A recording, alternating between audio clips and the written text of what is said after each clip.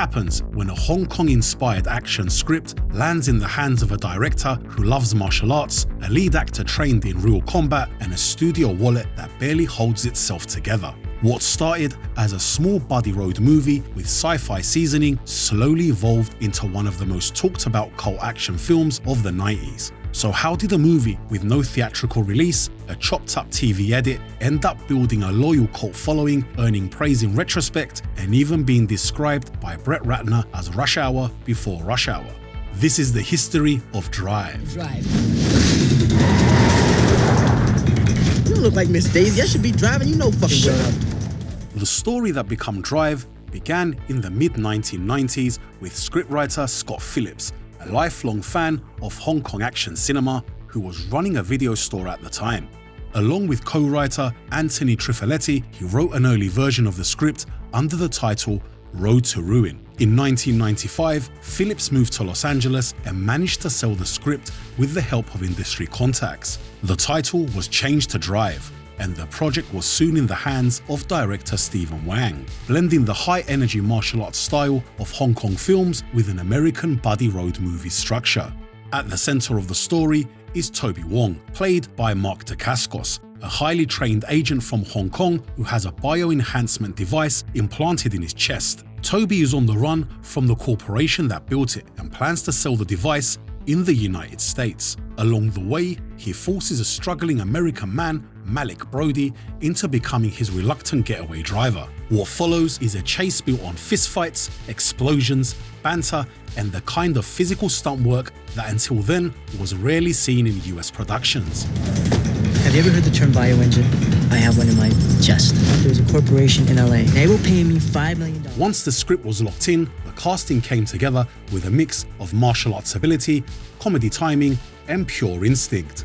Dacascos already had a reputation for fast, precision-based martial arts on screen, making him a natural fit for a film designed around Hong Kong-style choreography. For the role of Malik Brody, the production hired Kadeem Hardison. His background was in comedy rather than action, and that contrast became part of the movie's personality. He was improvising so many of his lines that Mark Dacascos sometimes struggled not to laugh in the middle of the takes. Yes, a nasty, fat, coagulating around your heart, not good for you cheese. The casting of Deliverance Bodine took far longer. Hundreds of actresses auditioned for the role, but ultimately it went to the final person who read for it, Brittany Murphy. John Piper Ferguson was cast as Vic Madison, the lead mercenary hunting Toby. It was his idea to make the character fire his gun and nearly shoot himself in the foot, a moment that stayed in the final cut. The music for Drive exists in two completely different versions, depending on which cut of the film you watched. In the original cut of the movie, the score was composed by David Williams, who built the soundtrack around the mix of industrial pop and blues rock elements. When the producers created the shorter version of the film for the HBO and video release, the score was replaced entirely. This cut used a new soundtrack by Walter Wazova, built around fast techno music. The movie only used a handful of songs, but even here, budget constraints played a big role. For example, Hardison lobbied to include the Motown classic 25 Miles by Edwin Starr, but the production's budget couldn't cover the Motown licensing fees. Also, the song we see Hardison working on at the beginning scene in the bar is a song that was actually written by Hardison's then future wife, Shantae Moore. When the initial full-length cut of the film was delivered, the producers briefly explored a theatrical distribution, but after the film underperformed at a 1996 industry film market, the financiers got cold feet.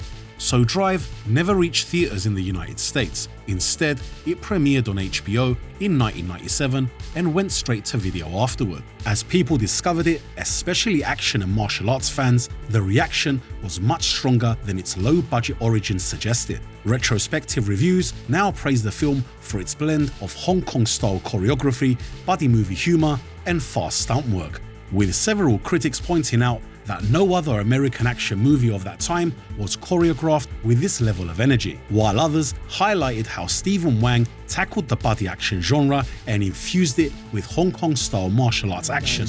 You would be held responsible if the competition acquired this object. You help me get to LA, I'll give you half the money. What do you say? The production of Drive was shaped by a tight schedule, limited budget, and a crew that learned to solve problems as fast as the actors were expected to move on screen. Budget limitations become such a constant part of the experience that the crew jokingly referred to the production as LBB, short for low budget bastards. Most of the resources went into the elaborate fight choreography and stunt work, which was handled by the renowned stunt coordinator Koichi Sakamoto and his Alpha Stunts team. The coin trick performed by the advanced model wasn't done by him at all. That was handled by a magician hiding out of frame. The film was shot in just 6.5 weeks, and director Stephen Wang was working 22 hours a day to keep production moving. He slept during lunch breaks of alternating crews because there wasn't enough time in the schedule for anything else. Wang wanted the final showdown to take place on top of a rocket attached to the Apollo 14 restaurant set, but the money was simply not there. The ending was rewritten into the version in the film where Toby and Malik used the mercenaries' own explosives to destroy the building instead. Other scenes were also trimmed during post-production. In one scene, Toby would have revealed he had a brother and even reminisced about a musical past. Another scene showed Malik at home looking at his young daughter's bedroom, adding depth to his backstory. The longer version that showed up years later wasn't actually a true director's cut. It was simply the original footage before it was shortened for television. After filming wrapped, the futuristic set built for the Lung Corporation didn't get stored or scrapped. It was sold and later appeared on the TV series Babylon 5. Suicide, can we talk about it? Tell me on the way down. Come and get it. Lock 'em and shock 'em, gentlemen. Drive was released on VHS in 1998, followed by multiple DVD and Blu-ray editions in later years. One of the earliest special releases arrived in the 2000s, a special collector's edition DVD which helped the film gain attention outside of its original cable and video circulation. The movie received a major upgrade in 2021 when MVD's Rewind collection issued a Blu-ray sourced from a new 4K scan of the original camera negative. The release included audio commentary with Steve Wang and members of the cast, deleted scenes, and interviews.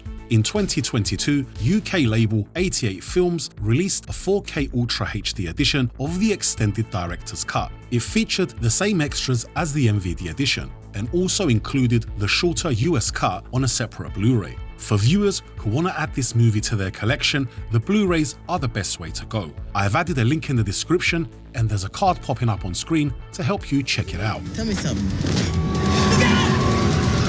Does everybody live happily ever after at the end of this fairy tale?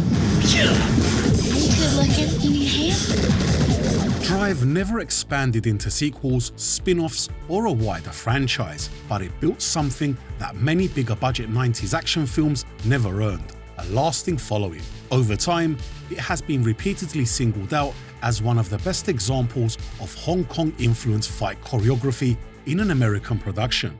Critics and fans routinely describe it as a martial arts buddy film that arrived before the industry knew how to market one.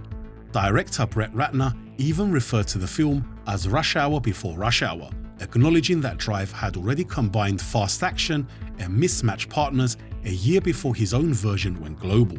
Mark Dacascos went on to work in film and television, but for many viewers, this remains one of his sharpest action showcases.